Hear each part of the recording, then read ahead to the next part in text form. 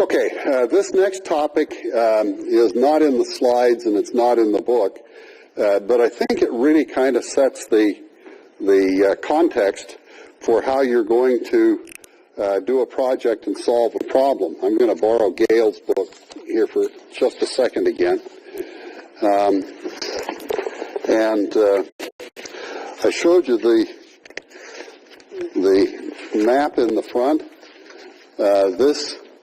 This is one good guide, and this is sort of the physical guide. This is how you get from A to B. What I'm going to talk about is more or less the rationale that's behind that, and it's really pretty simple. In fact, I get a little annoyed because at its core, Six Sigma is really, really simple, okay? People have made it difficult, and there are social reasons that happens, but it's not difficult. So we can go into a process, and as we learned, the output of the process doesn't get to be what it wants to be. It has to be what the inputs tell it to be. So you've got some kind of a meter on the output that you're watching, which might be ounces of gold, or in Gail's case, the turnaround time for the assay. And then you've got a whole bunch of knobs that you can adjust to make that process come out like you want. So if we look at it, a logical first thing to do is to go collect all of the input variables, okay? And there might be whole bunches of them, and on over that way. And basically the tool that we use to collect all of the input variables is the process map.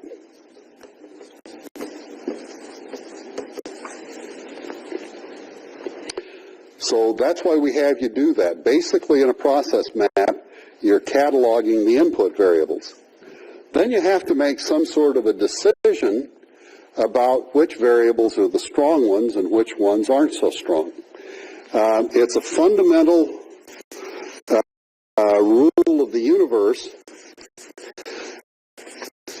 that you will never get a process to behave by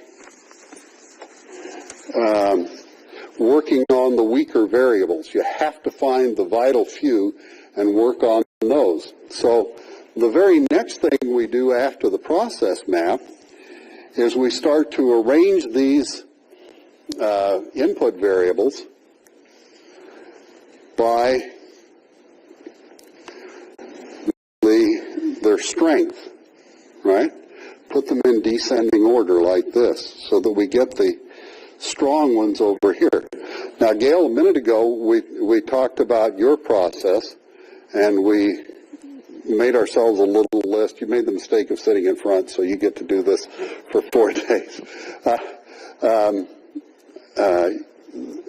We kind of made a list of what we thought the what the input variables were. Out of that list, there were things like, the scheduling and how much you had to do and the equipment availability and so forth. Without doing any analysis, what would you think would be the strong variables?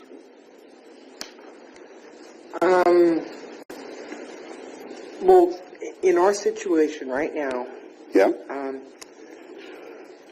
we're not capable of, or we're not at the point where we can exactly say when the sample was dropped off at the lab. Okay, so that's arrival time. Arrival time. Arrival time is a big date thing. Stamp. Yeah. Date Okay. Stamp. All right.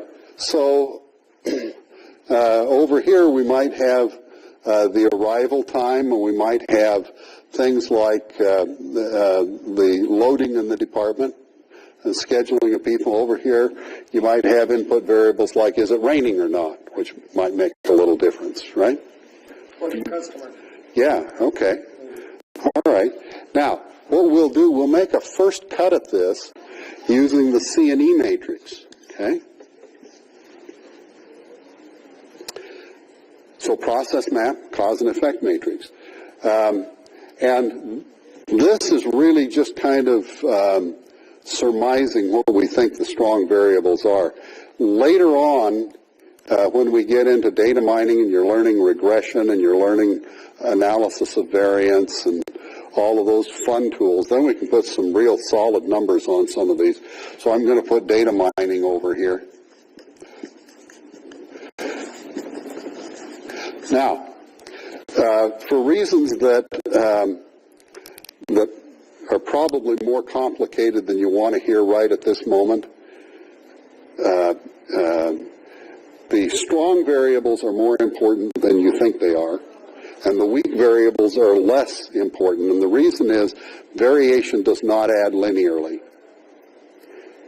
And so there's really good reason that what we want to do is peel off the strong variables and study those in detail. So what I'm going to do is I'm going to pick a line here, and you'll make that decision where it's going to be. And these I'm going to toss. I'm just not going to pay much attention to them. Well, I'm going to pay some attention, but they're not going to be the focus of my project. These I'm going to study individually in detail. And the first tool that I'm going to use is going to be the FMEA, where I look in detail at those. And by the way, one of the things that's going to happen in the FMEA is we're going to decide that some of the things we thought were important weren't. So we're going to draw another line here, and we're going to toss some more, okay? So we're funneling and we're prioritizing as we go. So in the end, what we have to do is we have to find these vital, critical variables here, and we have to do two things. We have to put them in the state where they need to be to get the output that we want. Okay? So we've got to find out how they affect the process. We've got to characterize them. We've got to put them in the state that they need to be in. And then once we get them into that state, then I need an active control plan. Okay? To make sure that things stay where they want. Now, you'll hear me say probably about 5 or 6 times during the course of the week that a satisfactory process is one that is stable and predictable, capable of meeting requirements, and that is controlled. Stable and predictable, capable and controlled. Okay? Well, if I take all of these really strong variables here, and I control them and make them behave and make them do what I want them to do, then all that's left is all of the weak, piddly little variables. And any process that's dominated by a bunch of weak, piddly little variables will have a very, very strong tendency to be stable and predictable. So that's part of how you meet your stable and predictable. Capable is by getting these into the right state, and controlled is by having a control plan. And that, folks, is the real core of Six Sigma. That's as simple as it is. Any questions? Dixon? Come on, somebody's got a question. Ben? Matt? Clear as mud? Clear as mud. Okay. How you decide the variable, like the case you mentioned where it's... Just a minute, let me get over here. Excuse me. Okay, what's the question? And these are good when you have numbers, but when you talk about change management or culture issues, how you put numbers and decide your variables in there? That's a great question. Some things are easy to put numbers on. Yeah. Okay, so turnaround time in the assay lab. That's something we can put a number on. Ounces of recovery, that's something we can put a number on. Sometimes you won't get to put a number on it. Most things you will be able to, though. Because usually you can find something that you can measure that will be your key metric. And so pretty often that's things like turnaround time or error rates, If you've got a new safety program, you might look at some measure of compliance. Do people follow? When we do an internal audit, do we find deviations from the standard? So usually you can do that. Once in a while, not, but almost always you can put a number on it somehow. Sometimes you have to get inventive, and we'll talk about that. Okay, good question. Anything else before we go on? Steve? You happy? Ryan? Okay. All right, fine. Let's get on to the next topic then.